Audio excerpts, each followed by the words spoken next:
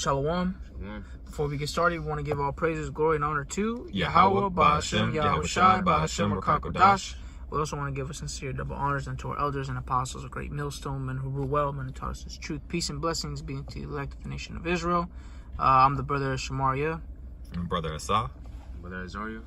And we're gonna go ahead and get into a topic. I'm gonna let the brother Asad take over. Go ahead, bro. All right. So recently, I took the time to Google a few words. I encourage you to Google these words too, and see what you would get. The phrases are black woman, white man, and black man. And right after I Googled those terms, it became very, very apparent that we are in a time of Jeremiah 31 and 22. So I'm gonna go ahead and get that.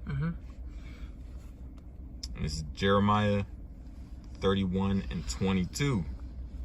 How long wilt thou go about, O thou backsliding daughter?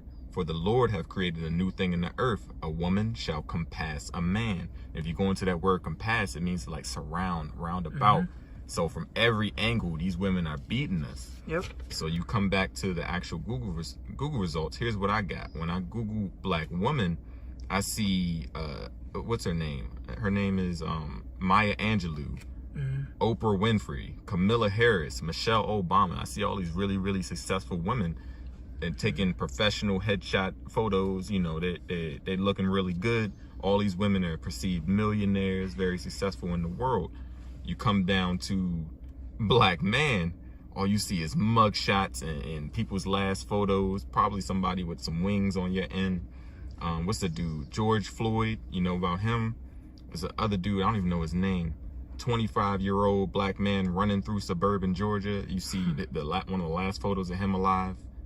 Then you got the other two photos that pop up for me are of black men who put out articles about how upset they are about black men dying. So it's either black men dead or talking about black men dead. There's no way around it. It's all negativity basically. And you see positivity centered around the so-called black woman today. She's being exalted, and guess what? When you read, like the brother read in Jeremiah 31:22, a woman shall compass a man, and that's a new thing in the earth. That's not a normal thing, So, compass a man, running circles around a man, essentially, because even when you read it in the Spanish, because, my blue letter, I got the Spanish right next to it, it has that same word for compass, to basically run circles around a man, Go ahead, bro. Yeah, so we really don't have any type of contest with our own woman, right? Let alone the other nations. And then you come over to get the results for white woman, and this is one of the craziest things for me is the 3 out of the 5 top images is a black woman. It's not even a white woman, right? But if you go and get into like the things that pop up under that, it's all racially charged. Some woman attacks a black man with a taser, confronts mixed race during one of their gatherings and assaults them. You got Karen. It's all negative stuff, but that's for your own people. And remember, Google is a search engine created not by Israelites. It's created by Esau and his conglomerates, his corporations and whatnot. And then when you come over and look at white man, what I see is nothing but mugshots, and then a picture of a guy who murdered another Israelite man. So no matter who you search, Israelites are popping up. Yeah. But when Israelites pop up, it's always something bad. Somebody died. Right. Not somebody shaking hands, we made a good business deal. Not somebody, we had a baby and look, it's a brand new world. Nothing good. It's all negative, even when you search in E. So that really gets into why Yahweh's in control, and he's returning this stuff upon Esau's head. I'm gonna go ahead and grab Obadiah 15, 1 and 15. If I can make a quick mention, because Esau, the scriptures call Esau the accuser of thy brethren. And when you go into that word accuser, it's a kategoreo in the Greek, meaning, a category. So he categorizes us, puts us in a category. That's why Jake likes to fit stereotypes and things of that nature. That's why they do sometimes, So go ahead. Yep. No, hold up. I can grab it for you, bro. You can grab it? I already got it put up. Okay, go ahead. Yeah. This is Obadiah 1 and 15. For the day of the Lord is near upon all heathen. As thou hast done, it shall be done unto thee. Thy reward shall return upon thine own head. So everything you did to us, it's got to come back. You gonna get double. Yeah, that's right. But specifically focusing on these Google search results, you getting back what you put out. You put out for us to look bad. Now on your own search engine, you look bad. Mm-hmm. Now, I don't think anybody who's in full control would do that on purpose, like to try to make themselves look bad. So I don't think he's in control at all. Not at all. If I can get this. Okay. Galatians 6 and 7, be not deceived, the Most High is not mocked. For whatsoever a man soweth, that shall he also reap. And now Esau is going to reap those rewards, of the things that he's done unto us. And what's one way you think of Esau, mocking the Lord? Well, for one, he takes the covenant of the Lord in his mouth. He says he's the chosen people. Also, he took us, he slandered us, slandered those that are in heaven. That's why the scriptures speak about he blasphemed the angels and things of that nature. So he has to pay for those things that he has done. And that's why the reward is going to come back onto him double for those things that he's done. He's reaping that now. His own image is failing him, I made a video on It's a Spirit because, he's not going to be called liberal anymore. Esau's not going to be that sign of nobility anymore. So. Lazare, did you want to go? Yeah, I have a quick precept. Go ahead. This is the book of Lamentations, chapter 2 and 15. All that pass by clap their hands at thee. They hiss and wag their head at the daughter of Jerusalem, saying, is this the city that men call the perfection of beauty, the joy of the whole earth? Mm-hmm. I don't know if I could just add real quick, because that's exactly what has been, and it still is, to Jake. How what we're supposed to be looked on as, like the scriptures say, the perfection of beauty. Mm-hmm. But what all they that pass by thee and clap their hands, talking about what the heathen, or you can read that in what's that, Psalms 83. The whole tumult, the whole congregation round about us. They looked at us as essentially men of lower value.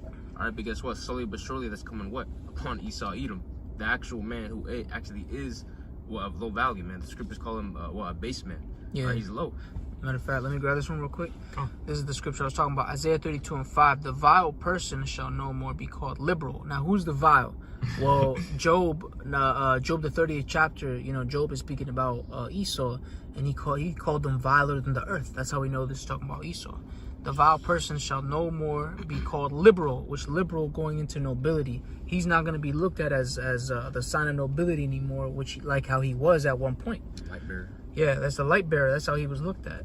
Nor the churl said to be bountiful. Yeah, because, Esau is going to fail ultimately. He's not going to ever be the image of nobility ever again. Instead, the Israelite man is going to be the sign of nobility and sovereign and rulership. Okay? Yeah. Remember?